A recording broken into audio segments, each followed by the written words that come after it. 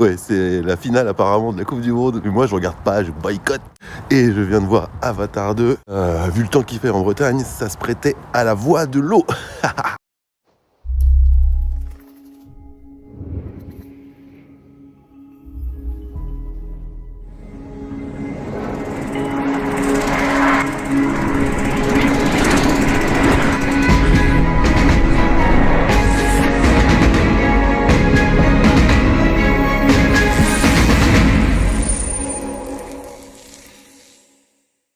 Kalt ici, mi pia, sola uni prete, mi fa critic christic. Filkr ayoeng lok, uni il tirantok fiao pai. Et oui, je parle le Na'vi couramment. En même temps, j'ai eu 13 ans pour m'entraîner. Au départ, je voulais faire toute la vidéo dans la langue, mais là, j'ai mis déjà une demi-heure pour faire cette phrase. En plus, j'ai dû faire quelques erreurs de prononciation. Désolé si j'ai insulté des mamans, c'était pas volontaire. En tout cas, on va parler d'un film qu'on attendait tous comme le Messie. Ah non, on avait dit qu'on boycottait. Comme je disais, ça fait 13 ans qu'on attend patiemment, et là, ça y est, Avatar The Way of Water de James Cameron. Avatar 2 The Way of Water est la suite, quelques années plus tard, des événements du premier, dans lequel on suivait les aventures de Jake Sully et de Neytiri.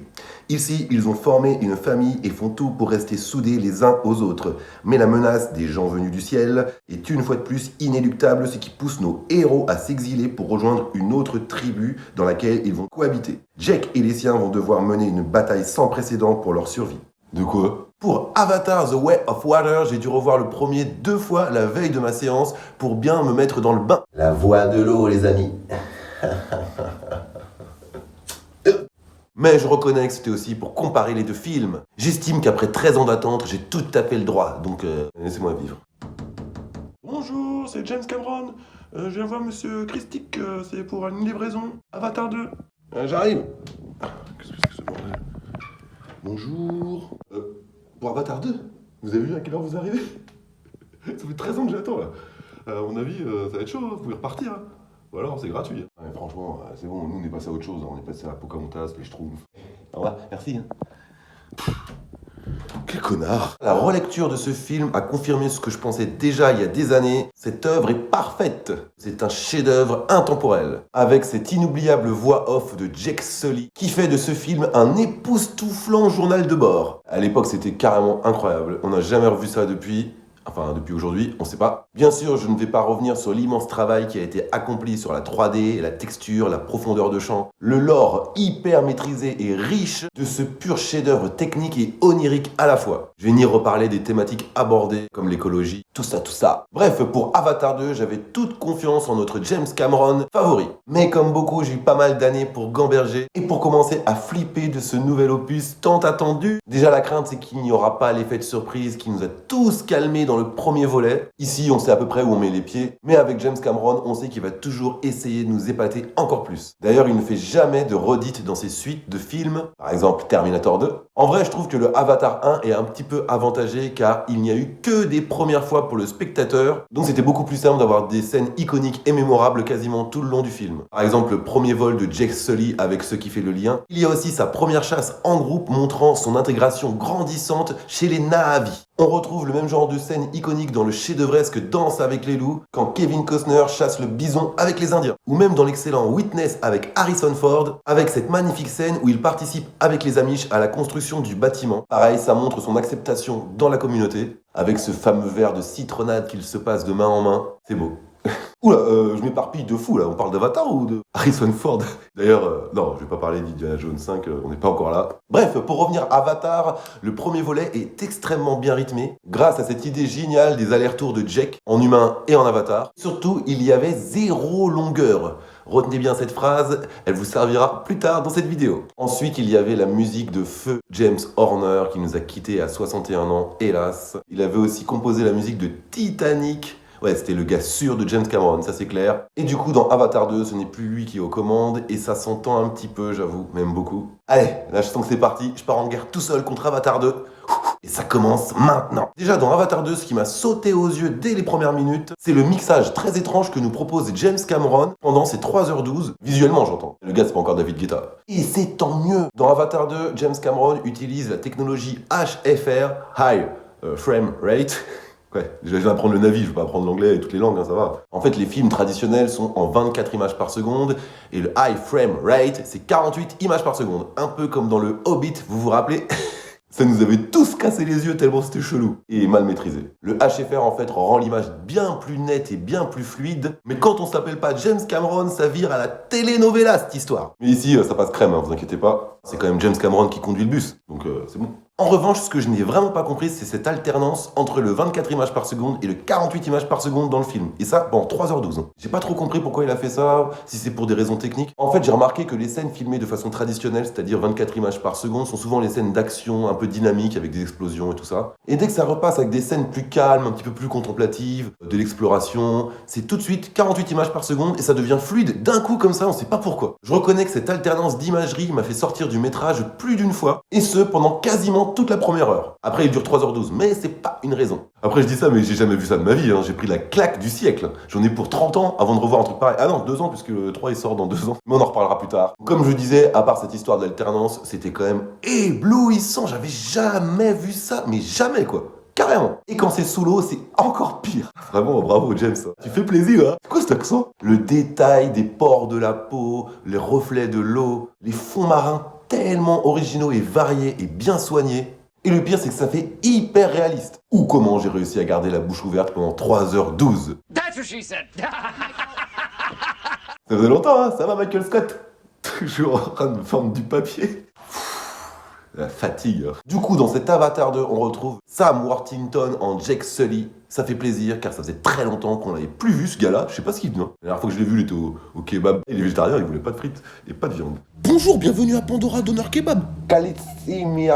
Alors, je t'arrête tout de suite, mon gars. Ici, on parle pas d'Ostraki, tous ces trucs de sauvages là, ok? On parle français. Ah non, mais c'est pas du Dostraki, c'est du Nahavi. J'apprends le Nahavi en ce moment et c'est pas pareil du tout. Pour moi, c'est la même. Ah non, non, c'est Eh, différent. j'ai dit quoi là? Ah, d'accord. Du coup, moi je viens de prendre un kebab complet.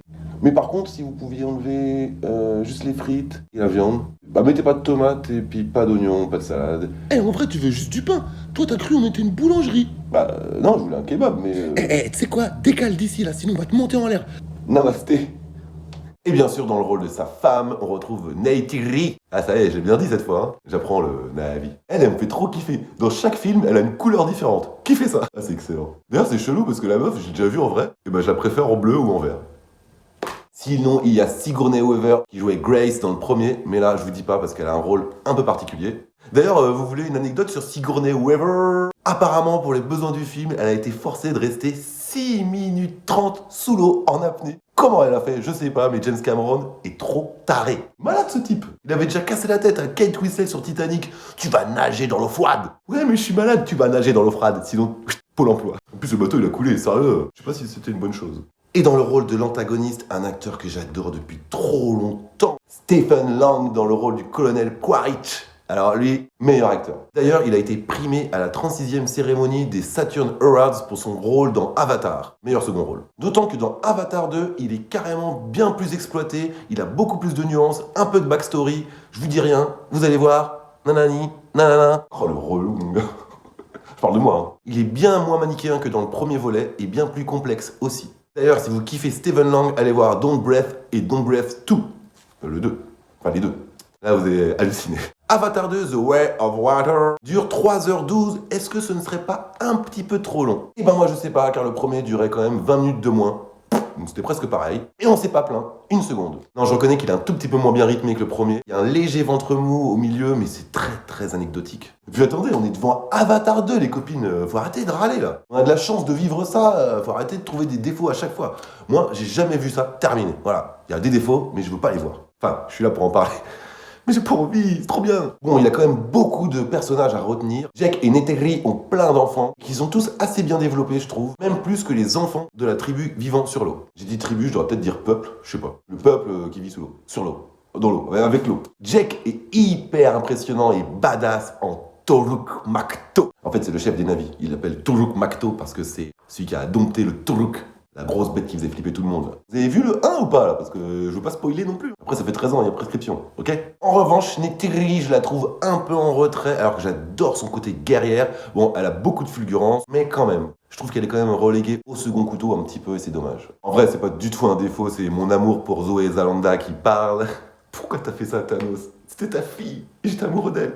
Putain, ça veut dire que j'aurais pu être le beau-fils de... Ouais, j'arrête. Sinon, niveau intrigue et scénario, c'est toujours assez simple, mais efficace, pas besoin d'être compliqué. En plus, comme ce film est très riche en informations, c'est pas plus mal, franchement. C'est un film, il faut quand même être très attentif, parce que entre les personnages qu'il faut retenir, regarder dans tous les coins de l'écran, qu'est-ce qui se passe, parce que moi j'étais comme ça, hein.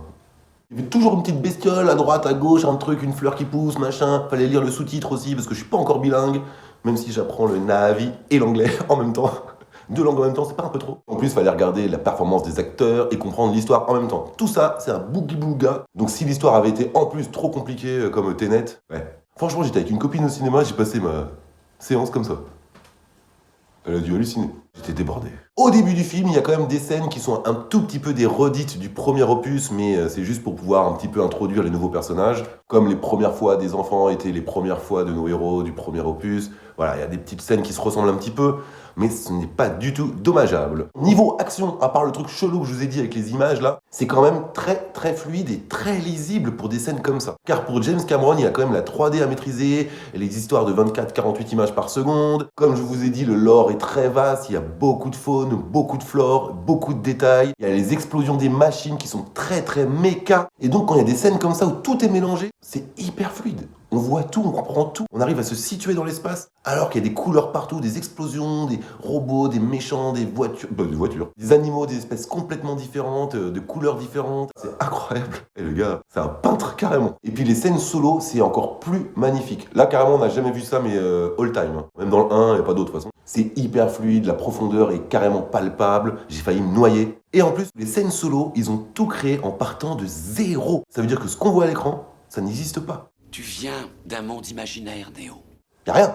Ils ont tout créé. Oh la vache. Même le peuple qui vit sur l'eau ressemble un petit peu aux Na'vi, mais ils ont des petites particularités. Leurs mains sont un tout petit peu plus palmées car ils s'adaptent à l'environnement dans lequel ils évoluent, à savoir l'eau. Ils ont une couleur légèrement différente, et moi j'adore toute cette minutie dans les détails, c'est incroyable. Et James Cameron, c'est mon gars sûr. Il est toujours cohérent avec l'évolution des espèces qu'il met en avant dans ses films. James Cameron, il adore l'eau, il adore la flotte, hein, c'est clair. Titanic, Abyss, tout ça. Ici, le sujet traité en fond est moins l'écologie que le thème de la famille. Avatar 2 The Way of Water parle énormément de cette thématique, le fait d'être toujours unis même dans l'adversité, et de toujours se protéger les uns les autres. C'est pas super nuancé, mais le message passe très bien, il est fort en plus. La famille, ça parle à tout le monde. Une des grandes forces de ce film, c'est que tous les personnages ont des caractères différents. Les enfants de Jake et de Neytiri ont tous des caractères complètement différents, et ça, c'est comme la réalité, je trouve, et c'est génial. Le détail. Par contre, James Cameron, on sent qu'il est vraiment en roue libre, il a tout mis, tout ce qu'il a fait dans ses précédents films dans Avatar 2. J'exagère un peu, mais si, carrément, quoi. Il y a clairement des moments qui sont sûrement des hommages qui font penser à Abyss, l'excellent Abyss de 89, que j'ai adoré. D'autres avec les humains, avec leurs machines complètement mécaniques qui faisaient penser à Terminator, voire Aliens 2. Il y a aussi une scène qui fait clairement penser à Titanic, même la musique fait penser à Titanic, mais c'est pas du plagiat, c'est juste que, waouh, ça fait bizarre. On sent que c'est James Cameron et qu'il a tout mis, tout son talent, de tout ce qu'il a fait avant dans celui-là. Et c'est véridique, hein, j'ai même eu peur à un moment donné de voir un xénomorphe du film Alien débarquer en disant « Ah, moi aussi je veux me baigner !» Ah non, toi tu piques trop mon gars. Les vidéos c'est de pire en pire. Sinon, à la fin du métrage, on n'échappe pas à la tradition camerounaise. Talila, elle le mot de part en couille. Je veux dire camerounaise, hein, James Cameron, avec ses sempiternels 3 climax à chaque film qu'il fait. Et d'ailleurs ici, c'est encore réussi. Mais on sait qu'il y aura 3 climax, hein, donc... Il reste encore du temps sur la bande-amorce du film, donc on n'est pas bête. Du coup, il y a de bonnes doses d'action, mais pas mal d'émotions. J'ai pas parlé de l'émotion, mais vous allez être servi. Pour conclure, Avatar 2 The Way of Water sera la plus grosse claque que vous aurez de votre vie. Avant le 3e, il y a plus de choses que j'ai adoré que l'inverse. C'est époustouflant, c'est incroyable. On sent un tout petit peu les 3h12, mais c'est vraiment top. C'est une immense expérience. Je me suis pris dans un parc d'attractions, dans les étoiles, dans la mer.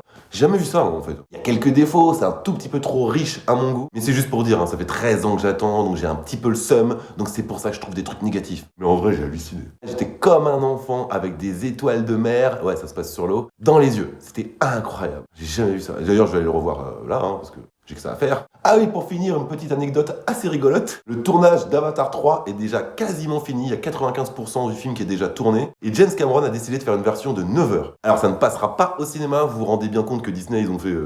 Mais James Cameron va tout de même le tourner en intégralité. Donc on verra plus tard si on pourra quand même choper cette version un peu plus longue. Il est aussi taré que ses films, mais pour notre plus grand plaisir. Voilà, c'est tout pour moi, j'espère que vous avez apprécié cette vidéo. N'hésitez pas à me laisser un commentaire et un pouce bleu pour me dire ce que vous avez pensé du film, et même de ma vidéo d'ailleurs. Abonnez-vous à la chaîne si ce n'est pas encore fait, partagez en masse, activez la cloche pour être tenu au courant des prochaines vidéos. Laissez-moi aussi un don Tipeee à partir d'1 € via le lien sous la vidéo. Enfin, suivez-moi sur tous mes réseaux, Facebook, Instagram, Twitter, YouTube, et tutti quanti. Non, j'apprends pas l'italien.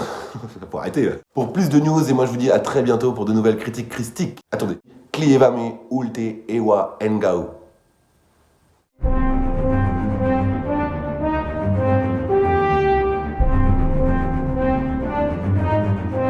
Ah non, ça n'a rien à voir. Moi je parle de Navi.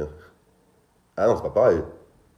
Sérieusement, le Navi c'est tout en beauté, tout en subtilité, tout en rythme, tout en percussion dans le langage. C'est Negri, Neteri, voilà, c'est joli, c'est. Voilà, ça coule de source. Vous, là, votre Dostraki, là, ça casse la tête, là. Fort, Agenda, fort, Agendi, fort. Eh, franchement, j'en peux plus, quoi. Mais non, c'est pas pareil. Allez, va là-bas.